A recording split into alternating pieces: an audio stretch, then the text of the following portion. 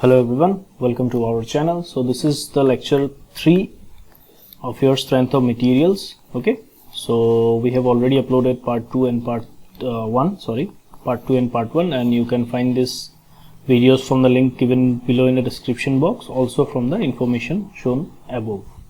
Okay, so we will be solving the previous year questions. I think 5 to 6 questions were left, so we will solve the remaining questions in this part. Okay, so this will be important for your JLEE 2020 examination. Okay, so questions are repeated, so if you solve the previous year questions, then it will be very helpful. Okay, so I previous year questions cover koiloisu. Then we will give you some probable questions also. Probable questions or video list bonam. ठीक है से. So first question की दिया से, the ratio of effective length of a column to the minimum radius of gyration of the cross section area of the column is. Okay, so let us first see what we mean by effective length. So this is our column, ठीक है से, which is rested upon some support, ठीक है से, and which is acted upon by some load say P. This L will be the length of the column, ठीक है से, which is the actual length of the column. But so जेहेतु because of this load the column will buckle under this load. Buckling होबो, किनुका शेपत buckle होबो, इनुका शेपत buckling होबो, ठीक है से. Now since it has buckled, its length will get changed. That changed length is known as the effective length, which is effective length बोली क्यों कहूँ, because this length is effective in resisting the load. এই কারণে আমি তাক কি বলি कहूँ, effective length. ठीक है से. So first we should know what is effective length. Next कोइसे की हमाक what is the ratio of effective length to the minimum radius of gyration. ठीक है से. So I mean जानो है factor to की बोली कहूँ. This is known as slenderness ratio. Slenderness ratio is nothing but the ratio of effective length of column to the minimum radius of gyration. Effective length तो हमें बुझी पालो की है, minimum radius of gyration की है हमें साउ की है, ठीक है sir.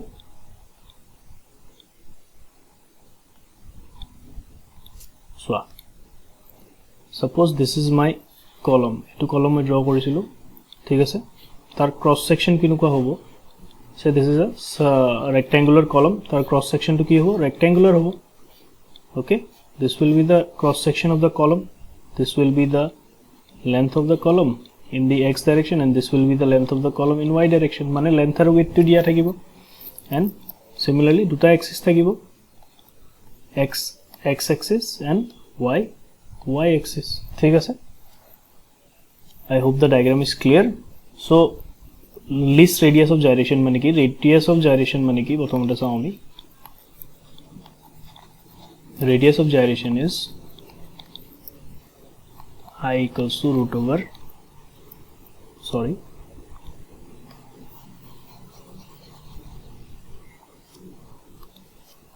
okay, so radius of gyration माने की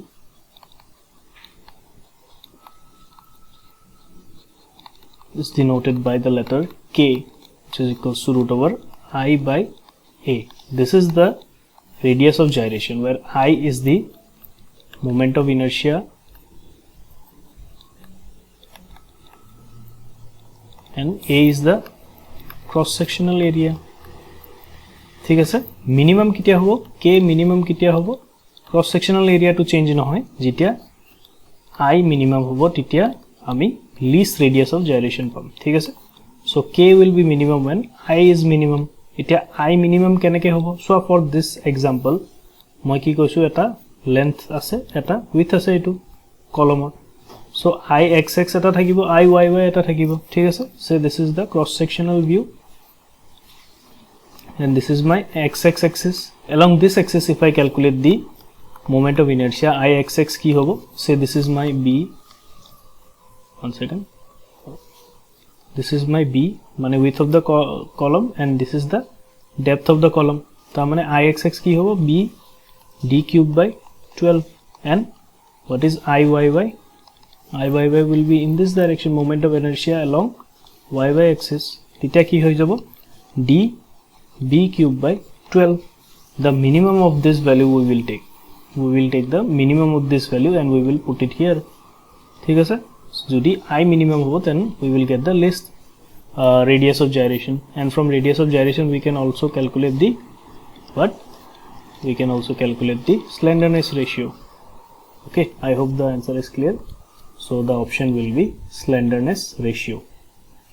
Okay, so ইয়াত আকৌ বেলেগ ফ্যাক্টৰো দিয়া আছে, buckling factor, crippling factor. Buckling factor আৰু crippling factor কি হয়? Buckling factor is the ratio of buckling load divided by the কি হ'ব? Applied load. তাৰ মানে এই ফ্যাক্টৰটো আমাক কি কৈ আছে? যদি buckling factor তাৰ মানে buckling load যিটো লোডৰ কাৰণে the column will buckle and what is the present applied load. ঠিক আছে.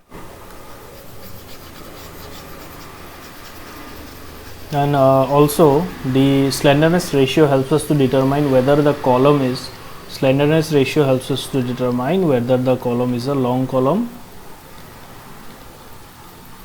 or a short column. So kiman values or karone hoy, you please find out and write it in the comment section. I will give you the answer there.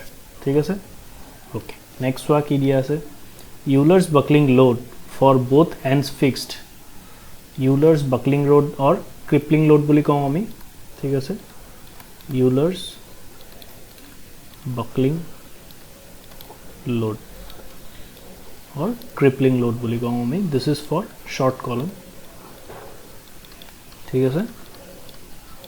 So what is the formula given? It is given as PE, that is the Euler's buckling load, pi square EI upon L effective square. ठीक है sir. So this is the formula. Okay. So ইয়াত আমি জানিব লগা কথা কি, we have to know what will be the effective length, because আমাক effective length দিয়া নাথাকে, আমাক কি দিয়া থাকিব? Length of column. We will be given the length of column. Okay, so for different n conditions we have to know the value of L effective. So first condition is when both ends are ki hinged. Both ends hinged thakile ki hobo? L effective will be equals to L. There is no change when both ends are hinged. Ei value kita monot koribo lagibo tumi. When both ends are fixed. ঠিক আছে. যেটা both ends fixed হ'ব, তাৰ মানে এনেকুৱা case হৈ যাব. Suppose this is a column, this end is also a fixed and this end is also fixed. Okay, in that case the length, effective length will be equals to L by 2. ঠিক আছে. Third is one end is fixed and other is free. ठीक है. This is the third case. Third case of क्या हुआ? L effective will be equals to twice of L. And last case, one end hinged and other free. Theta की हो जाए case 2, then it comes out to be L effective equals to L by root 2. ठीक है. I hope this is visible. নহলে বা মই ইয়াত লিখি দিছো L equals to L by root 2. ঠিক আছে. Fourth case of karne. So আমাক কি কৈছে? Both end hinged, both ends fixed. তাৰ মানে কোনটো কেস হৈ যাব আমাৰ? Case number 2. তাৰ মানে L effective will be equals to L by 2. So ইয়াত put কৰি দিয়া pi E equals to pi square EI. L effective or জাগাত কি লিখিম মই? L by 2 whole square. তাৰ মানে কি হৈ যাব? Whole square 4 ওপৰত গুছি যাব, 4 pi square EI upon L square. So so কোনটো option হ'ব? I think C will be the correct option. ঠিক আছে. 4 pi square EI upon L square. I hope this is clear. You have to remember all these conditions. চাৰিটা condition থাকে, you have to remember. Okay, so I hope this is clear. So next question চোৱা কি দিয়া আছে? The next question is, in a thin cylinder, the ratio of hoop stress to longitudinal stress. Okay, so it is thin and thick cylinder under poribo. Thin cylinder kitia hoy?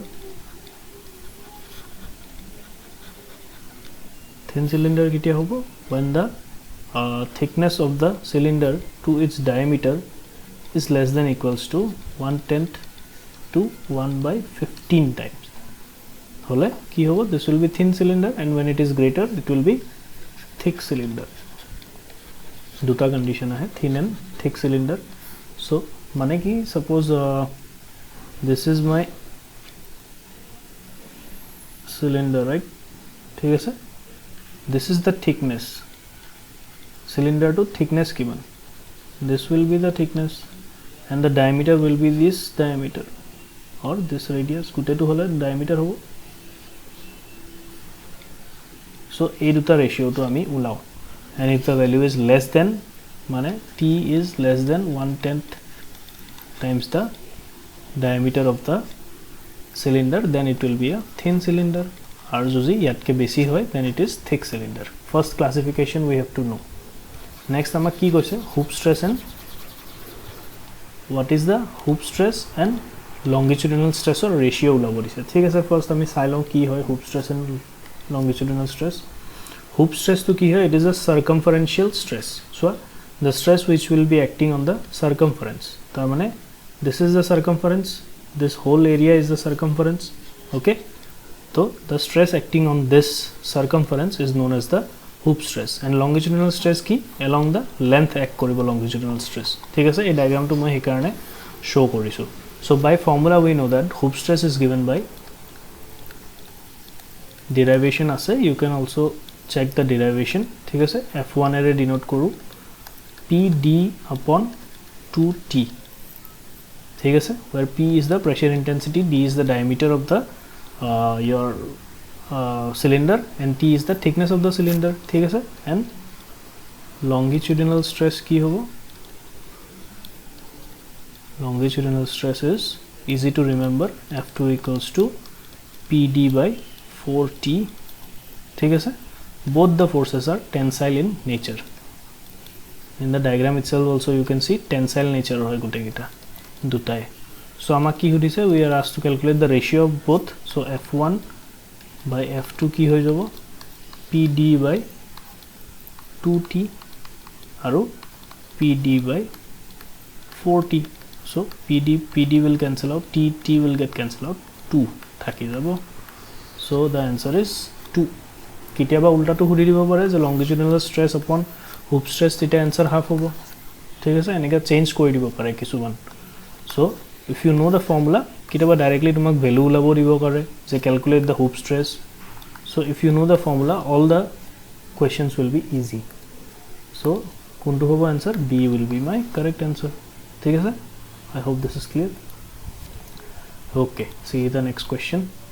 Two bars of different materials, okay, are of the same size, length same diya ase, and are subjected to same tensile forces. Okay, if the bars have unit elongations in the ratio 4:7, then ratio of modulus of elasticity of the two material is, ঠিক আছে, তার মানে দুটা বার আছে।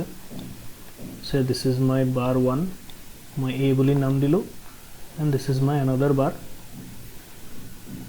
যাক নাম মই দিলো কি B। কি কৈছে? two bars are of different materials. Different material মানে কি? Modulus of elasticity ইয়াত যদি EA দিও মই, ইয়াৰ modulus of elasticity কি হ'ব? EB। ঠিক আছে, because they are of different material of same size. Same size মানে কি? Length of A will be same as length of B. ঠিক আছে, ইয়াতে লিখি দিও মই length of A will be equals to length of B. Also the diameter or the width of A will be equals to the width of B. This is given to me. And ki koise, and they are subjected to same tensile forces. ঠিক আছে, say P ইয়াত লাগি আছে, P ইয়াত লাগি আছে, so ইয়াতো P hobo, ইয়াতো P hobo. ঠিক আছে, so both are PA will be equals to PB. ঠিক আছে, and if the bars have unit elongations in the direction 4:7, unit elongation মানে কি? Change in length দিয়া আছে, change in length is to change in length of A is to change in length of B কিমান দিয়া আছে আমাক 4:7. So these are the things which is given. Now ulabo ki dise ama we are asked to calculate EA, modulus of elasticity of the two material. ঠিক আছে, EA is to EB কিমান হ'ব ওলাব দিছে. Okay, so আমি চাই লওঁ এটা বস্তু. So we know by formula, we know what Young's modulus, we know change in length is equals to what, PL upon AE. This is direct formula. মনত থাকিব লাগে তোমাৰ, বা যদি মনত নাই এনেকে মনত কৰিব পৰা হুকস লৰ পৰা আমি কি জানো, from Hooke's law. Let me derive this formula. এক সেকেন্ড লাগিব. Hooke's law কি হয়, stress by strain is equals to modulus of elasticity হয়. Stress মানে কি, force upon area upon strain কি হয়, strain is the change in length upon the original length. So change in length upon the original length will be equals to what, E. আমাক কি লাগে, change in length এফালে লৈ যোৱা, বাকি কিটা তলত লৈ আনা, PL upon L2 ওপৰত গুচি যাব upon AE. ঠিক আছে, so this is the formula. del L equals to আকৌ মই লিখিছো PL upon AE. so ইয়াত ভ্যালু পুট কৰি আকৌ উলাব না যাবা. এটা বস্তু চোৱা আমাক কি কৈছে, length is constant for us আৰু area of cross section same হ'ব because length and width both are same load is being applied, only change কি আছে E লগত, তাৰ মানে del L is inversely proportional to E. ঠিক আছে, I hope this relationship is clear, কাৰণ বাকিখিনি কি আছে same বুলি কোৱেশ্চনত দিয়া আছে given. so চোৱা delta L of A by delta L of B কি হৈ যাব, inversely proportional. ইয়াত del A লিখিছো মানে তলত কি লিখিম, EA upon EB, বাট আমাক লাগে কি, EA by EB লাগে. so এটো চেঞ্জ হৈ যাব, del L B upon del L A, আৰু আমাক কি দিয়া আছিলে, del L A is to del L B equals to 4:7. তাৰ মানে কি দিয়া আছিলে, del L A upon del L B equals to 4/7. ইয়াৰ ৰেচিপ্ৰকেল লৈ লম আমি, তেতিয়া কি হৈ যাব 7/4. ইজি, ডাইৰেক্টলি ওলাই গ'ল, একো ক্যালকুলেশন কৰিবই নালাগিলে. বুজি পাইছা, একো নাই কৰা, ইয়াত চেঞ্জ কৰি দিছো, del L B by del L A কি হৈ যাব 7/4, and that value we have put it here. I hope this is clear. so answer কি হৈ যাব 7:4, একো ক্যালকুলেশন নকৰাকৈ ওলাই গ'ল. যদি তুমি গলা হয় ক্যালকুলেশন কৰিব, ইয়াত ভ্যালু বহাই বহুত টাইম লাগি যাব, ওলাব आंसर, কিন্তু it will take a lot of time and ভুল হোৱাৰ চান্সেসও থাকিব. ঠিক আছে, okay, so see the next question কি দিয়া আছে, the maximum shear force and bending moment of a cantilever of length L subjected to uniformly distributed load. okay, ঠিক আছে, shear force and bending moment ওলাব দিছে কাৰ কাৰণে, of a cantilever beam subjected to a uniformly distributed load. ঠিক আছে, আমি ভালকে ডায়াগ্রামটো আঁকি ভালকে বুজি চাওঁ. so a cantilever beam is given to us, this is a cantilever beam, length কিমান বুলি কৈছে, L is the length. ঠিক আছে, support to my A বুলি মাৰ্ক কৰিলো, and free end B, তাত কি এক কৰি আছে, uniformly distributed load say W kilonewton per meter. ঠিক আছে, so first of all reaction code আহিব, only at the support, we know the reactions comes at the support only. RA বুলি denote কৰিলো, free end একো reaction নাহে because it does not have any support. so let us apply the equilibrium equation f of y equals to 0. f of y equals to 0 মানে কি কৰিম আমি, upward forces will be equals to downward forces. upward force কি আছে, RA equal to downward force কি আছে, W into L is the only downward force, so RA will be equals to what, WL. simple. so ইয়াত চোৱা, this is my beam, this is the UDL P A, here কিমান force act কৰি আছে, W into L. ঠিক আছে, so একে মই বনাই লওঁ, first I will draw the SFD. so shear force of কাৰণে মোক কি লাগিব, S of X. I will first consider the XX section.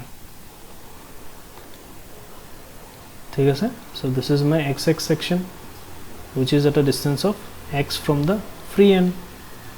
ঠিক আছে, এইটো বেছি ওচৰত ৰাখিলো মই, অলপ তলত থাকো.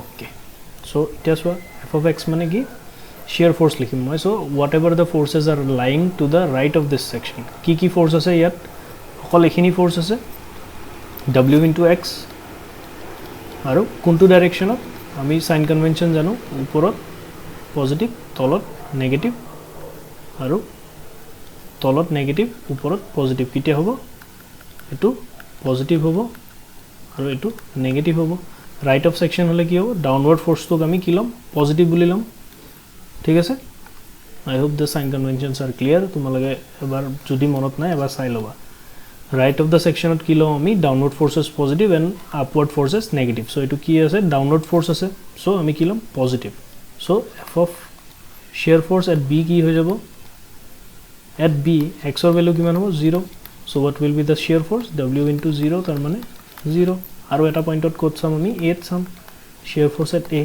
x equal to kiman l so what will be the shear force w into l hoy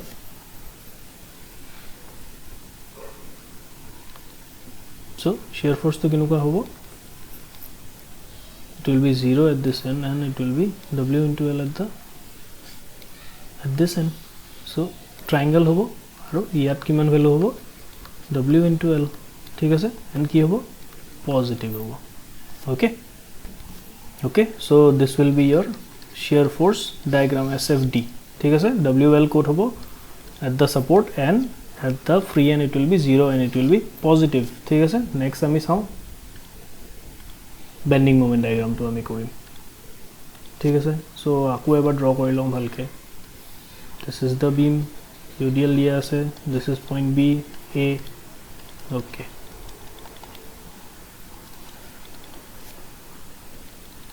again what we will do also we know that what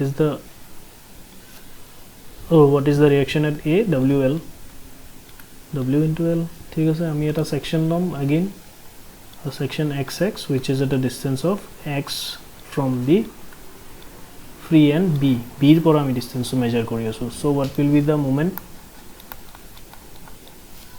কিমান হ'ব so এটো যদি তোমাৰ free end হয় B ইয়াত তোমাৰ XX section আছে this force is acting UDL is acting for a distance of x W দিয়া আছে তাৰ মানে টোটাল লোড টু কিমান হ'ব W into x ঠিক আছে মই ইয়াত আকি দেখাইছো UDL টু গুছাই দিলো W into x এক কৰিব W into x এক কৰিব ঠিক আছে কিমান ডিসটেন্সত এক কৰিব এটা distance of x by 2 because we know it always x at the midpoint so W into x is the load into x by 2 আৰু so sign convention কিনুকা আছিল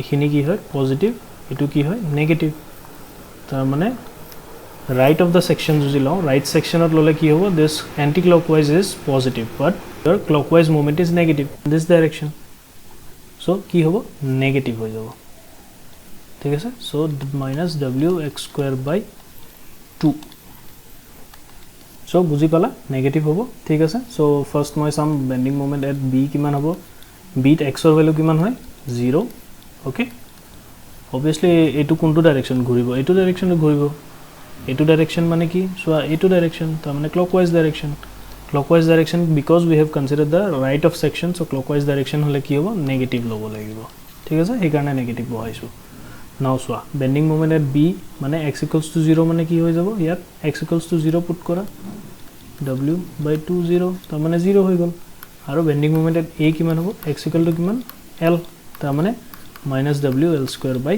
2 so দুটা ভ্যালুতে গম পাই যাম আমি so ইয়াত 0 ইয়াত কিমান w l square by 2 now এটা বস্তু সোয়া লাস্ট টাইম আমি কি কৰিছিলো স্ট্ৰেট লাইনেৰে জয়েন কৰিছিলো কিয় because it was w into x x to কি linear but ইয়াত কি আছে parabolic পাই আছো নে নাই so this line will not be linear it will be a parabolic line and what is the sign negative so etu ki hoy jabo eta hogging moment bur ami janu ki hoy negative hoy thik ase so hogging aru sagging mon rakhibole kinu sagging moment to kinuka enuka aru hogging moment to kinuka ta mane sagging moment mane ki sorry sagging mane ki positive hoy ta mane you can imagine a happy face and hugging movement কি হয় negative হয় you can imagine a sad face negative হলে মানুহ sad হয় positive হৈ থাকিলে মানুহ happy হয় সো হ্যাপি হলে স্মাইল থাকিব স্যাড হলে এটা স্যাড হৈ থাকিব just you can remember in this way also okay so কি হ'ব आंसर কিমান পালো shear force আমি at the support কিমান পালো wl আৰু bending moment কিমান পালো wl square by 2 so কোনটো অপচন হ'ব shear force is wl square নহয় sf is wl by 2 moment is wl square নহয় shear force is wl by 2 নহয় shear force is wl and bending moment is wl square by 2 so your D will be the correct option okay so let us go to the next question okay so the question is repeated so in a thin cylinder a ratio of hoop stress to longitudinal stress kiman paisilo 2 again in 2012 ot ahisile so the questions are repeated so tumalage jodi soa ebar jodi 2020 kobo pare je hoop stress or calculate kori dia tumak kisuman pressure intensity dia thakibo pd by 2t asile right so values kini dia thakibo pare and you may be asked to calculate the hoop stress or the longitudinal stress so be prepared again one question is repeated Euler's buckling load so kimanot ahise 2012 ot repeat hoise kiman hobo etu both and fixed same question same repeated ta mane 4 pi square etu last time kintu option asile d asile so option monot kori na jaba value to monot kori jaba parile next wa ki koise modulus of rigidity is defined as the ratio of modulus of rigidity is denoted by G the ratio of shear stress to the shear strain or phi re denote koru ami so it is the ratio of shear stress to the shear strain B thik ase tinita thake ami modulus of elasticity modulus of rigidity and bulk modulus ei tinita you have to remember and also the relationship between the three kitaba hudi dibo pare E equals to ki hoy 2k 1 plus mu aru E equals to 3k 1 minus 2 mu ঠিক আছে আরো এটা relationship থাকে যেটো also is very important তোমালকে মোক তলত description বক্সত কোৱা কি হয় okay next one if a material has identical properties in all direction hole ki hobo it will be isotropic materials are those which have identical properties in every direction ठीक है tar mane the length may be same the pressure intensity may be same these hobo so in every direction it will be same clear so next one again the question is repeated a simply supported beam of length 4 meter this question we have done in part 2 so please check out the part 2 I have given the link in the description box also from the information bar you can check so answer paisilo ami 15 kilonewton sai loba ebar thik ase so finally this will be the last question for your strength of materials so aki dia ase point of contraflexure is defined as the point of contraflexure ki hoy when the bending moment changes from say bending moment positive asile changes to negative point this is my say positive this is negative the point at which the bending moment will change this point will be known as the contraflexure point so at a diagram